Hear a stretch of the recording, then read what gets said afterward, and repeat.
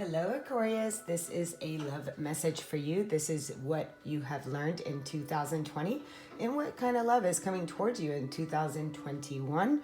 I want to thank all of you that have reached out for a personal reading with me. If you have not, my information is in the description box on how to have a face-to-face reading with me.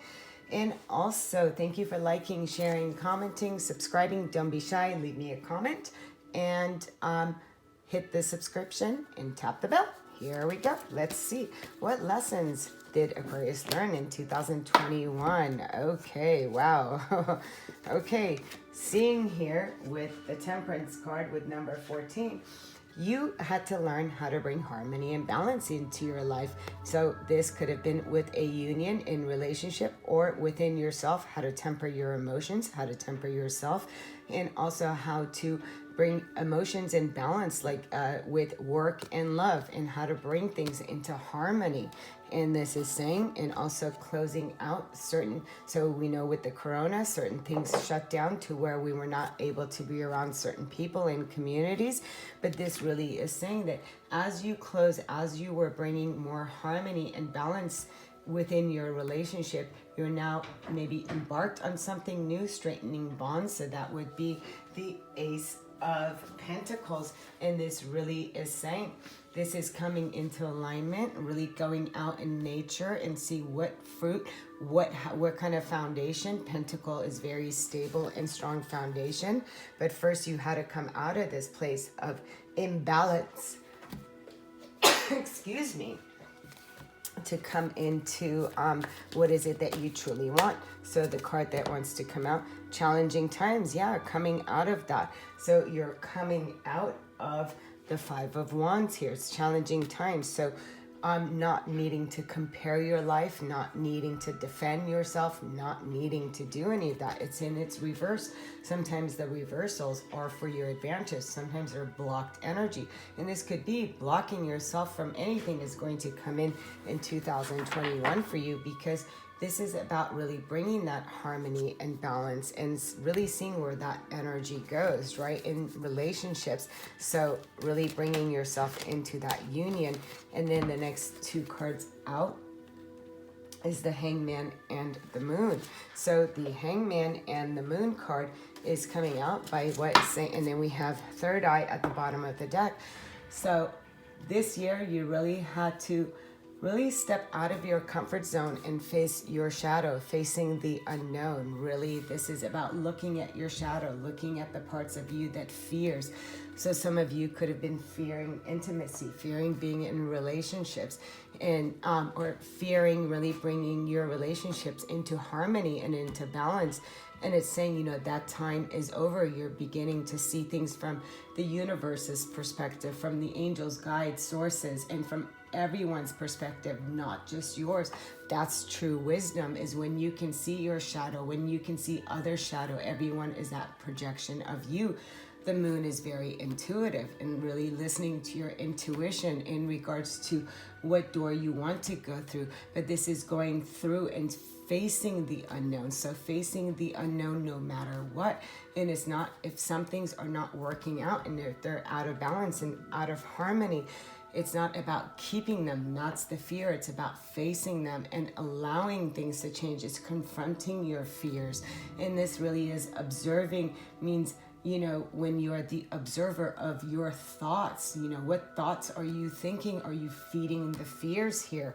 And that's what it's saying, you know, because there is no one to fight. Come out of this fighting energy. Bring your life into harmony. And if some people have dropped out of your life, allow that, because there is something strong coming in here. That's earth energy that wants to start something new and is bringing you something new.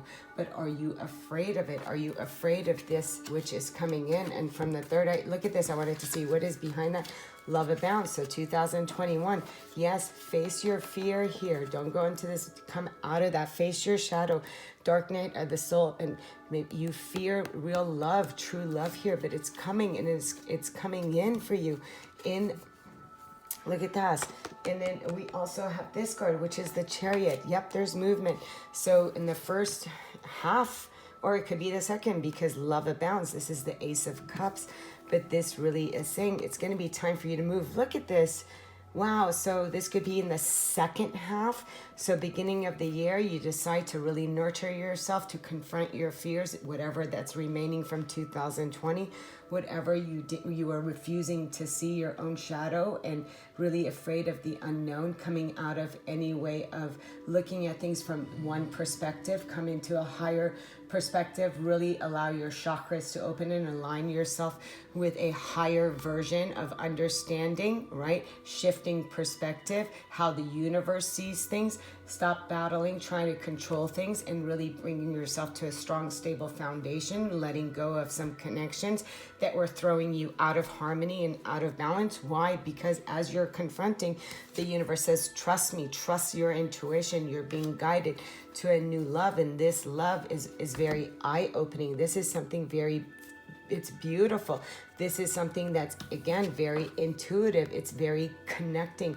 This is your heart. This is the eye, and really come from the place of your heart and be open. Be open to what? Just first, you have to, don't, it's like, really, what are your deepest fears about real love? What are your deepest fears about giving love, receiving love, and things of that nature? Really understand it in this year before it closes out, because the Chariot, look, again, another heart card. You are coming into union here, dreams coming true. This is the Nine of Cups, so it's really saying, you know, this may still come up in the first half here. I'm getting, you know, here, you know, of the month, and then again possibly, so you know, it can come up the second that this comes up, right? Say in July time, but it can be way before. It could start in January.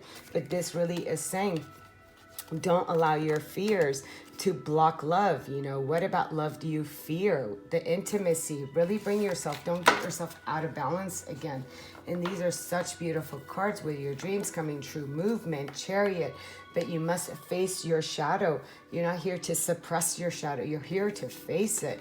So what? So you can pour love into it, put love into your shadow, and really come from a place of overflowing. Really allow, take the cup. Take this cup that the universe is giving you. The universe wants to bring you this beautiful new love. And let's see from my own deck that I have created, the Twin Flame Journey deck that I had painted. It's my painting. And let's see what messages for 2020 for you. Karmic. So yeah, you're coming out of karmic. Passion, pain, time's up. Absolutely.